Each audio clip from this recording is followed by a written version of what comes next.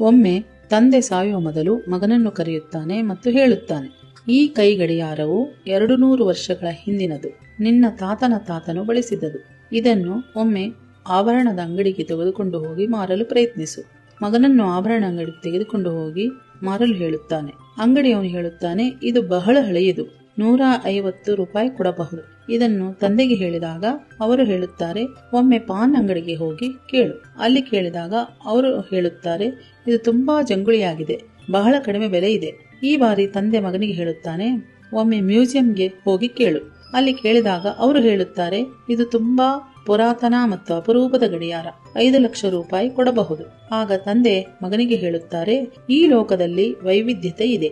ನಿನಗೆ ಅರ್ಥವಿಲ್ಲದ ಸ್ಥಳಗಳಲ್ಲಿ ಇರಬೇಡ, ಆದರೆ ಅವರ ಮೇಲೆ ಕೋಪಿಸಬೇಡ. ಅವರೊಂದಿಗೆ ವಾದಿಸಿ ಪ್ರಯೋಜನ ಇಲ್ಲ. ನಿನಗೆ ತಕ್ಕ ಮೌಲ್ಯ ದೊರಕುವ ಸ್ಥಳದಲ್ಲಿ ಇರು. ಈ ಲೋಕವು ನಾನಾ ತರಹದ ಮನಸ್ಸುಗಳೊಂದಿಗೆ ತುಂಬಿದೆ.